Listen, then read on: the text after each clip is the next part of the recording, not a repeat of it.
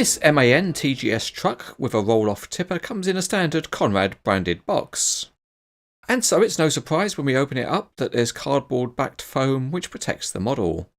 There's a small bag of parts that have to be fitted, but there's no instructions for the model and no information about the real truck.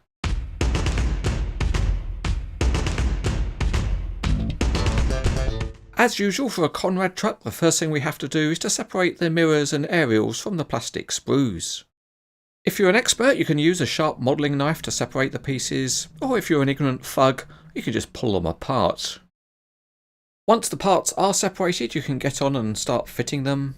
Although for the passenger side mirror, it's best to do a little bit of pre-assembly first. Yes, it's time for a viewer question, and this one comes from Arthur Brain Missing of Canada. Arthur asks, do you think scale models will ever be made in full 1:1 scale? Well, Arthur, it's a great question, and I can only hope that when you get up in the morning, you're feeling much, much better.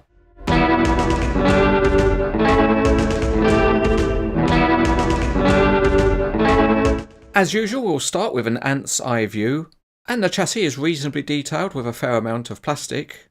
The steering mechanism is functionally modelled, and the tyres all have the same tread pattern. The MAN cab is nicely modelled with big beacon lights on the roof, but surprisingly there are no number plates.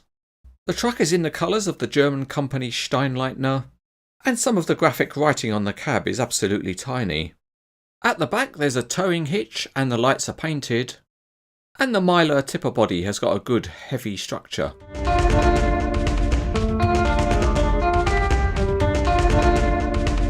At this point we move out onto the Cranes etc. Autobahn, and this MAN truck certainly rolls very smoothly indeed. At the back the wheels all spin independently, and the axles also have a good degree of float in them to represent suspension.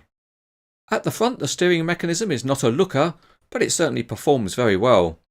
You can get a really sharp angle on the steering and there's no fouling of the tyres. If we grab a handful of the cab we can tilt it forward and see the reasonably detailed engine underneath. But most of the functionality on the model is reserved for the roll-on roll-off tipper. The whole of the body can be removed from the truck, and if we do that we can see the hook arm mechanism that sits underneath. It telescopes a little to push the body on and off, and the whole of the hook arm goes up and over. It's also got a hinging mechanism, and that's there so that it can be used to tip the body as well, and we'll get to see that in action fairly shortly. There is also some functionality on the tipper body, and instead of a swinging tailgate the tipper body's got opening doors so it can be loaded whilst it's on the ground. Anyway, all that is nice theory, so let's see how it works with some genuine imitation real-life tests. So firstly we have the body loaded with some old pallets which look rather like new pallets, and with some expert operating skills we'll try tipping the body.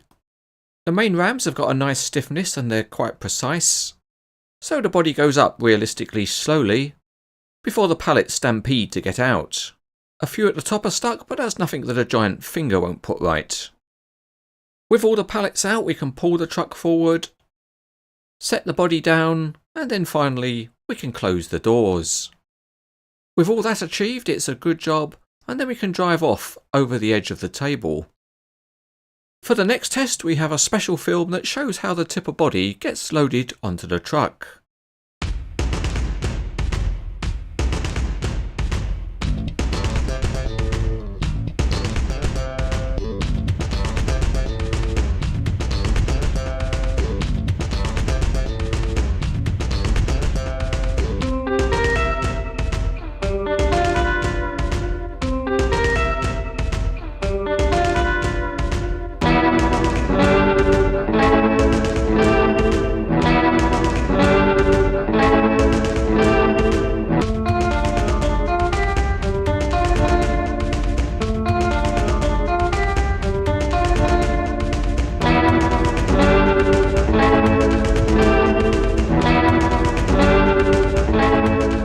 As usual for Conrad, this is a solidly made and robust model. It looks good in the limited edition colours of Steinleitner, and the best thing about the model is the very good functionality. So it's an interesting truck that poses well with other models. So overall this is a nice truck model which is highly recommended.